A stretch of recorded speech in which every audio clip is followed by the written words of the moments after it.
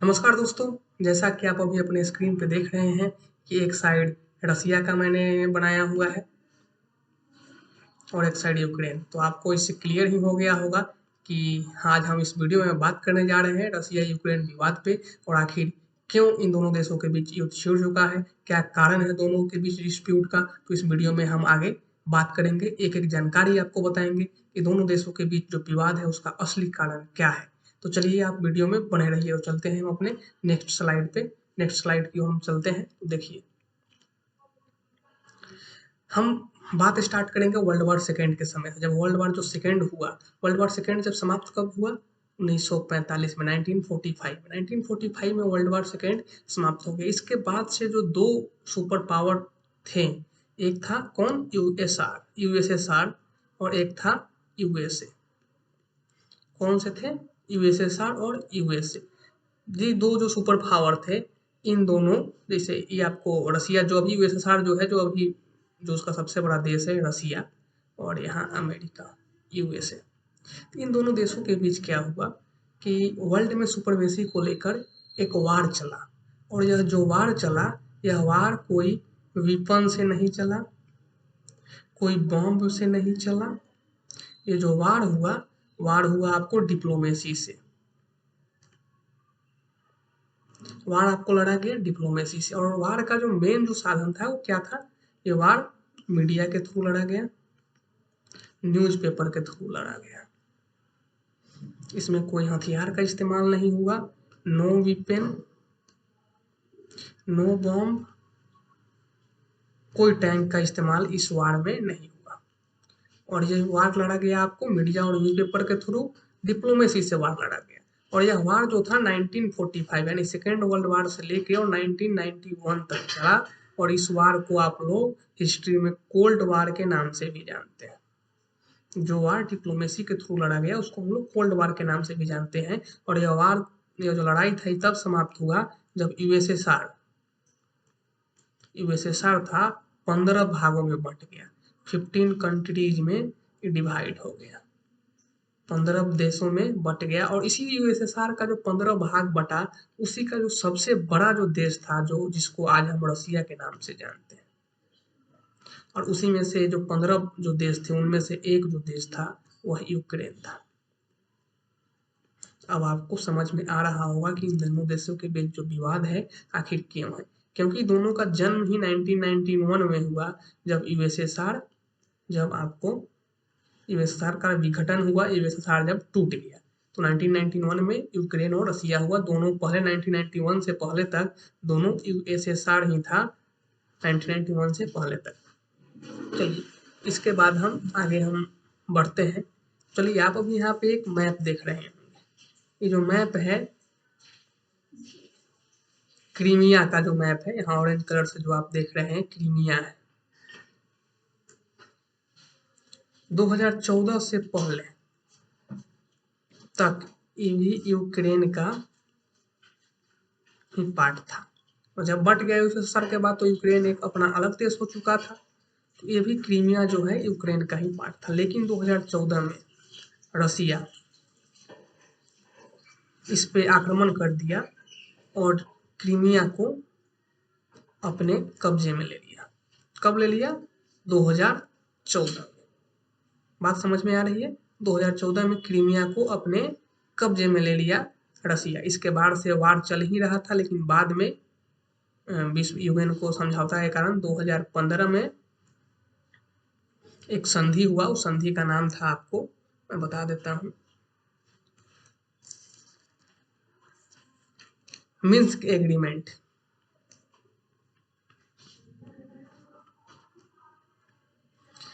Minsk agreement हुआ और इसको कहा गया कि अब इसके बाद से कोई लड़ाई दोनों देशों के बीच, नो वार, रसिया और यूक्रेन के बीच नहीं होगी।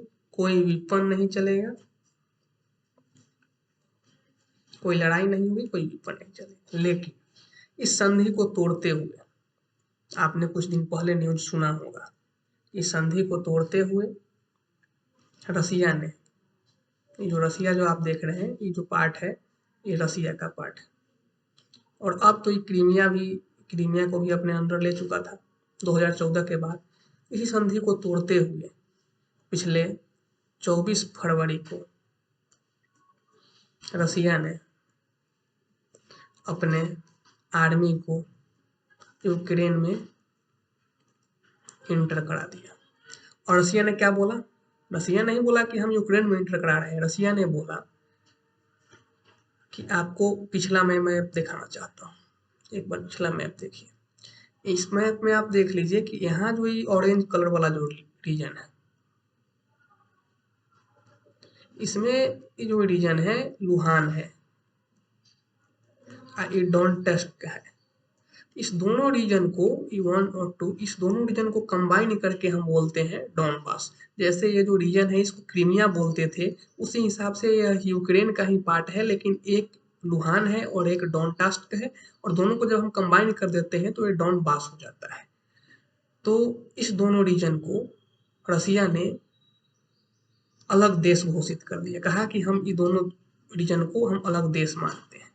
और उसके बाद रसिया ने अपनी सेना को यहाँ भेज दिया और कहा, इसमें इंटर करा दिया और कहा कि यहाँ पे इन दोनों देशों में सेना के द्वारा यहाँ लोगों को मारा जा रहा है, काटा जा रहा है, इसलिए हम इन लोगों को, किसको, डोनबास कहने का मतलब लुहान और डोनेट्स्क के लोगों को बचाने के लिए अपने सेना को हम यहाँ भेज रहे हैं।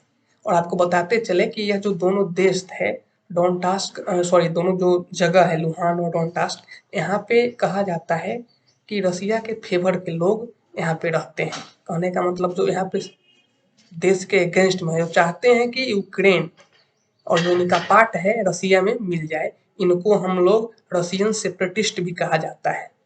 और जैसा कि यूएसए का माने तो यूएसए कहता है कि रसियन सेपरेटिस्ट को सपोर्ट भी, यहाँ के अलगाववादी को रसिया सपोर्ट करता है, जिसके कारण रसिया ने अपना सेना यहाँ पे भेज दिया। तो इसमें भी आप देख रहे होंगे यहाँ भी लुहान जो है और डोनेट्स्क में अपना सेना भेज दिया 24 फरवरी को।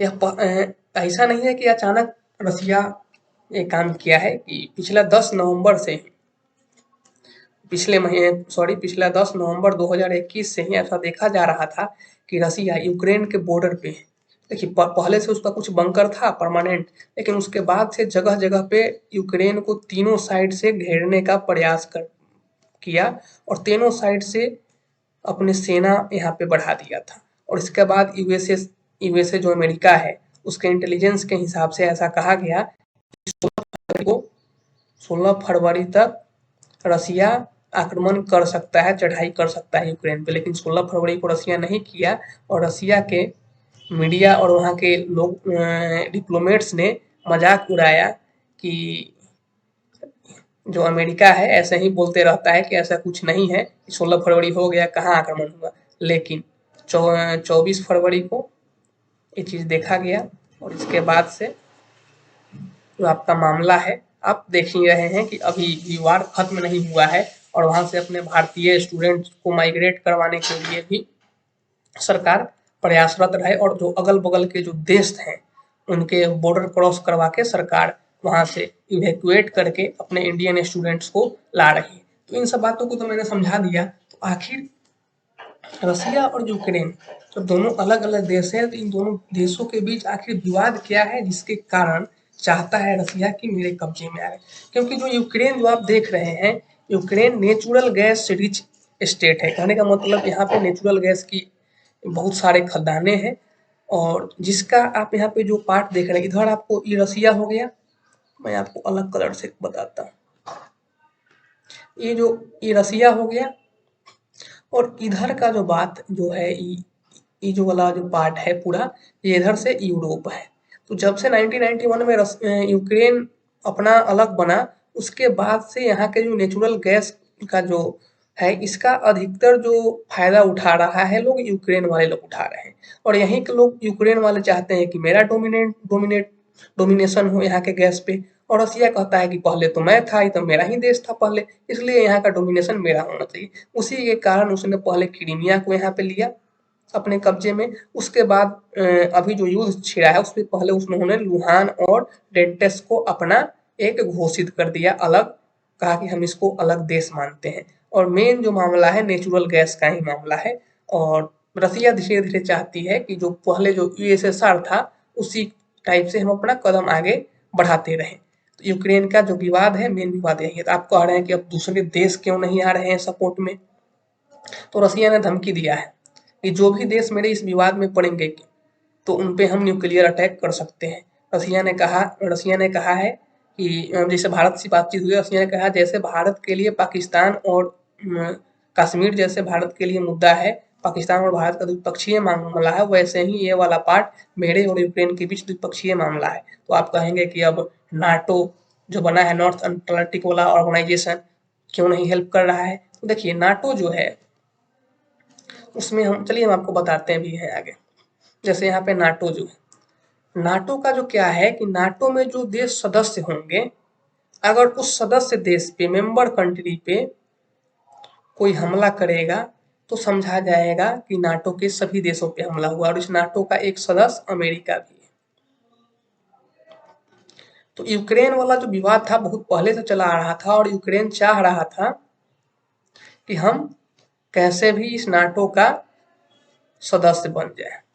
लेकिन रसिया बोले हुए था, धमकी भी दिए हुए था कि हम यूक्रेन को शामिल नहीं करना है और यूक्रेन को अभी तक शामिल नाटो में नहीं किया गया था। हालांकि नाटो जो है अपनी सेना नहीं भेजा है लेकिन बैक से हथियार उपलब्ध करवा रहा है, खाने के लिए व्यवस्था कर रहा है और वहाँ के आर्मी को ट्रेनिंग दिया है, लेकिन खुल के नहीं आ रहा है नाटो, क्योंकि नाटो का जो यूक्रेन है नाटो का सदस्य देश नहीं है।